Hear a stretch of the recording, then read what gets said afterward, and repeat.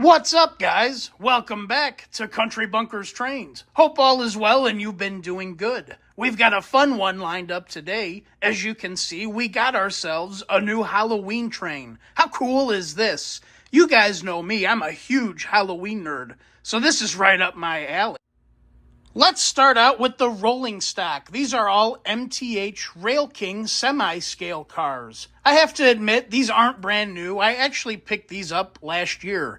I grabbed these as sort of a little self-pick-me-up right after my mom's passing in October, right before Halloween. When I got back here in town, these had showed up at the store, and being a big Halloween nerd, I had to have them, so I jumped on them.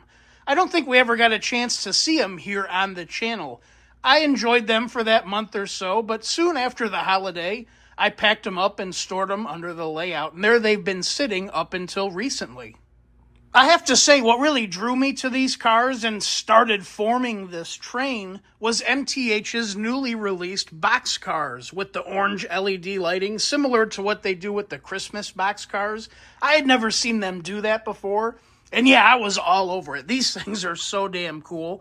They do have more coming out this year that I would like to add to them, but I did grab the whole 4-pack from last year, along with the caboose. That itself also has LED lights strewn about. Along with the boxcars, as you can see, we also have the Dr. Frankenstein reefer, the Transylvania voltmeter car, the gondolas with flickering ghost and pumpkin loads. We also have another reefer with Dracula on it with illuminated eyes, and of course the caboose as mentioned. I do have one other car that's missing currently, the aquarium car with the flying witches inside. Unfortunately, when I pulled it out of the box the other week, after a lap or two, the motor quit working and the witches quit flying. I sent it down to our man Tony at Roundhouse South, down in Port Orange. Him and Mike are getting that car fixed up for me, and we should have it back here soon. I do have a couple more cars on order, offerings from this year to go along with this train to finish it out. But yeah, I think it makes for one hell of a Halloween train. Really, really cool. The nice thing about these all being semi-scale, they're not overly big. They're very friendly to small layouts, handle 027 and 031 curves with no problems or no issues. Now, since we had the cars, we obviously needed to get a matching Halloween-themed engine to pull this train, and that brings us to this little beauty right here. This is brand new. I just got this in a couple of days ago. This is the recently released Lionel Lion Chief Plus 2.0 Lionmaster Whispering Rails Hudson. Whew, that's a mouthful. Try saying that 3 times fast. But yeah, this engine checked off all my boxes on my list of wants. We had to have a steamer pulling the Halloween train. I mean, come on now, we couldn't have a diesel. But a couple other items of note. As mentioned, all of my rolling stock is semi-scale. I really didn't need a $2,000 full-scale size steam engine to pull a couple few $100s worth of cars. That just seemed kind of silly to me. And on the flip side of that too, this is a semi-scale engine, so I figured the proportions would match quite well, and I think they do. Let me know your guys' thoughts in the comments below. Anyways, this engine was offered in Lionel's 2024 Volume 2 catalog and made its way to dealers about 2-3 months ago. This engine being a Lion Chief Plus 2.0 engine gives you many different ways of operating it. You can run it with just a basic transformer, the Lion Chief remotes, the old TMCC command system, the Legacy command system, the 990. Obviously, of course, also you can use the new Base 3 in the app. The possibilities are endless. It is old Lionmaster tooling, which makes it very, very nice, even though it is semi-scale in size. The Lionmaster tooling is kind of like MTH's Railking Imperial tooling. They scale it down, but they keep a lot of the detail on the engine. Although some of it is molded in, not quite as detailed or separately applied details as you would see in a scale model. But again, this does set it apart from other semi-scale models. This engine measures 22 inches long and runs on a minimum recommended curve of 031. A couple other items of note on this engine. I really like the paint job they put on these. Obviously, you have your standout colors, the orange and the purple, whatnot. But the black itself is really, really nice. I get the impression, or I'm pretty sure of what they did. Rather than doing just a simple black, they tried to paint it like the night sky. As you can see here on the tender, you got clear sky here. You can see the stars and whatnot. But if you get up here towards the top, it's like you start seeing clouds or mist rolling in. And it's the same thing here on the engine. They're both kind of a different color, where you got clearness here on the engine, but I don't know how well the camera's going to show it off. It looks really good. It's almost like it's weathered, but it's not. It does have a texture to it, but I think it's pretty cool. On the tender here, you can see we have this faint railroad track running through the logo here. Another nice, cool little touch. We do get a real coal load in this engine. That's another nice touch of the Lionmaster tooling.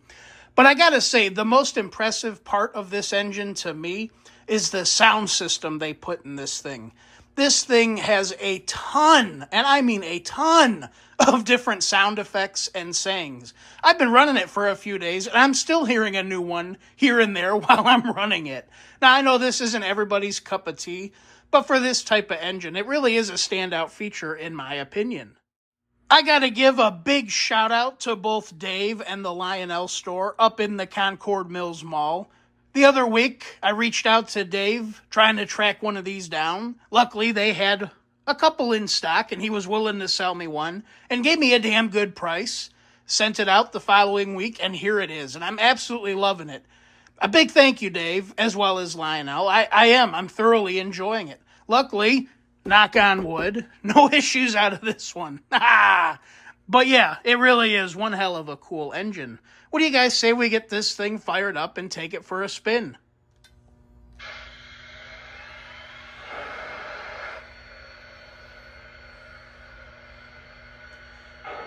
Here's our whistles.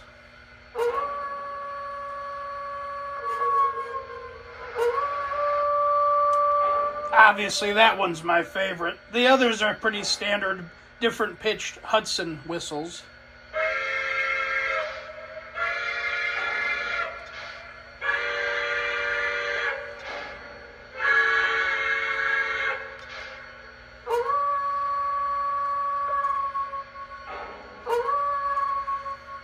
Here's our bell.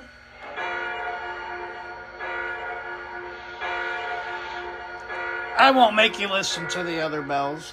As mentioned, there's a ton of different sayings and whatnot on this engine. I'll try and cycle through as many as I can. Why aren't we moving? Now we're ready. Turn the throttle. Why aren't we moving?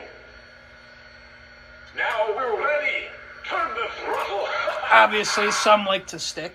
Train depart. All aboard.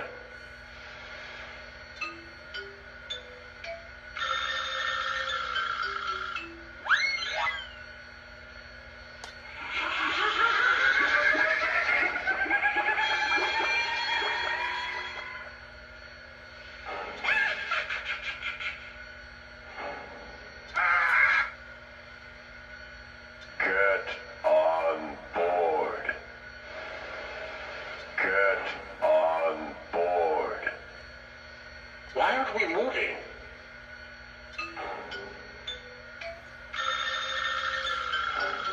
Doesn't want to play the others, but it does play different sounds as it's moving, which we'll try and listen to as we move it out. Let's go ahead and get it moved out.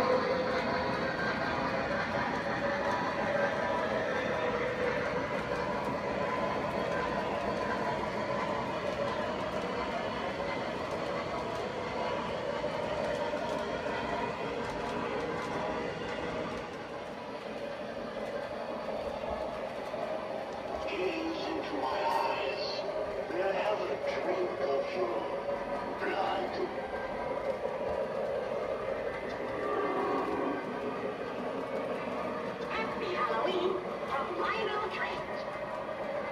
Faster, on into the night.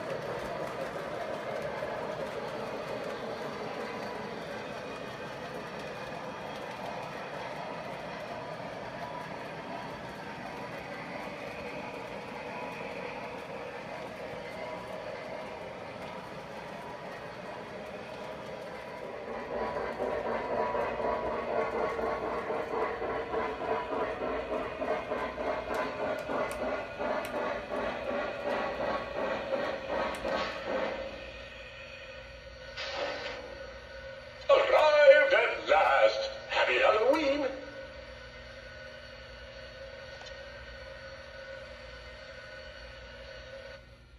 What do you guys think? Let me know your thoughts in the comments below. I think they knocked it out of the park. One thing I forgot to mention earlier, it does sport fan-driven smoke.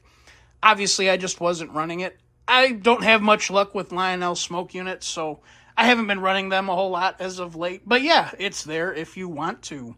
I do wish I could have got it to play more of its sound effects. There is still quite a bit more to hear.